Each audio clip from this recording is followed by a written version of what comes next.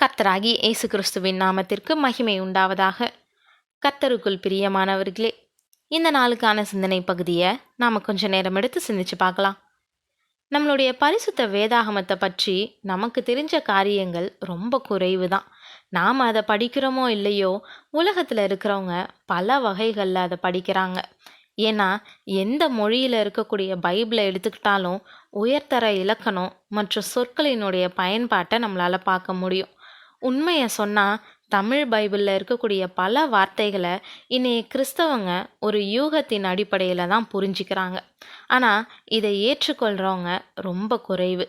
அதே நேரத்தில் மொழி வளர்ப்பையும் தாண்டி அறிவியல் கண்டுபிடிப்புகளுக்கும் நாம் பயன்படுத்தக்கூடிய பைபிள் உதவி இருக்குதுன்றது உங்களுக்கு தெரியுமா? சமீபத்தில் ஒரு அறிவியல் கண்டுபிடிப்புகள் தொடர்பான புத்தகம் ஒன்று நான் படித்தேன். இந்த நிலையில் அதில் ஒரு அறிவியல் அறிஞருடைய வாழ்க்கையில் நடந்த சம்பவம் என்னை ரொம்ப மெய்சிலிருக்க வச்சிச்சு. இது இன்னைக்கு நேரம் எடுத்து சிந்திச்சு கற்றுக்கொள்ளலாம். பல வருஷத்துக்கு முன்னாடி ஒரு நாள் வெளிநாட்டு விஞ்ஞானி ஒருத்தர் ரயிலில் பயணிச்சுக்கிட்டு இருந்தார். பார்க்குறதுக்கு சிறப்பான உடைகளை அணிஞ்ச அவர் தன்னை ஒரு விஞ்ஞானின்னு மற்றவங்க கிட்ட சொல்லிக்கொள்றதுல அதிக ஆர்வம் கொண்டவர். ஒரு ரயில் நிலையத்தில் இருந்து ஏறிய ஒரு சுமாரான மனுஷன் விஞ்ஞானியினுடைய பக்கத்தில் வந்து உட்காந்து பையில் இருந்த ஒரு புத்தகத்தை எடுத்து படிக்க ஆரம்பித்தார். விஞ்ஞானி ஆர்வத்தோட அந்த புத்தகத்தை பார்க்க அது நம்மளுடைய பைபிள்.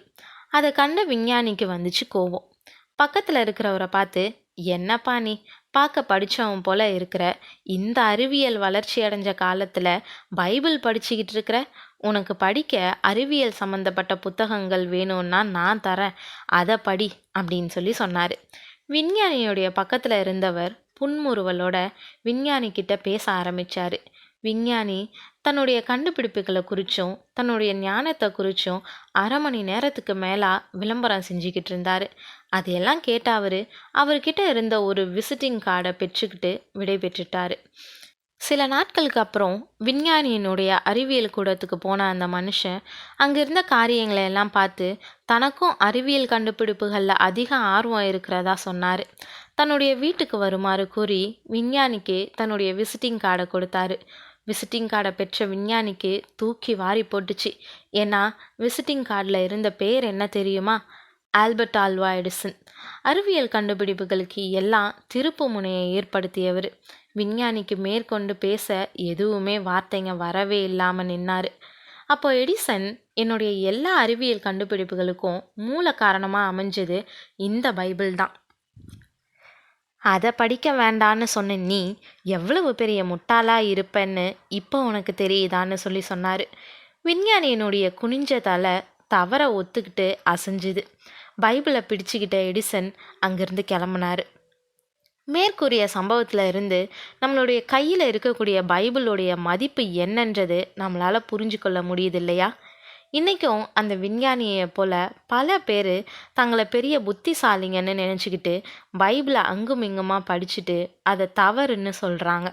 ஆனால் உண்மையிலேயே இன்றைய அறிவியல் கண்டுபிடிப்புகளுக்கு அடிப்படையாக அமைஞ்சது நாம் படிக்கக்கூடிய பைபிள் தான்றதை அந்த அறியாமையில் இருக்கிறவங்க எப்போ தான் புரிஞ்சு கொள்வாங்களோ. அவங்க அறிஞ்சிருக்கிறாங்களோ இல்லையோ, நாம் இதை அறிவியலுக்கும் மேற்பட்ட ஆவிக்குரிய பொக்கிஷமாக கருதணும். கர்த்தருடைய வேதம் குறைவற்றதும் ஆத்மாவை உயிர்ப்பிக்கிறதுமாய் இருக்கிறது. கர்த்தருடைய சாட்சி சத்தியமும் பேதையை ஞானியாக்குகிறதுமாய் இருக்கிறது. கர்த்தருடைய நியாயங்கள் செம்மையும் இருதயத்தை சந்தோஷிப்பிக்கிறதுமாய் இருக்கிறது. கர்த்தருடைய கற்பனை தூய்மையும் கண்களை தெளிவிக்கிறதுமாய் இருக்கிறதுன்னு சங்கீதம் 19:7-8 வசனங்களில் நாம் வாசிக்கிறோம். அதனால் நாம் உயிர்ப்பிக்கப்படுறதுக்கு ஜீவனுள்ள வசனத்தை பிடிச்சுக்கிட்டு கோணலும் மாறுபாடுமான சந்ததியின் நடுவில் குற்றமற்றவர்களாகவும் பரிசுத்தமாகவும் தேவனுக்கு பிரியமாக நடப்போம். வேதத்தையே நேசிப்போம், வசனத்தையே சுவாசிப்போம். தேவன் தாமே கிருபையும் தயையும் செய்வாராக. ஆமேன்.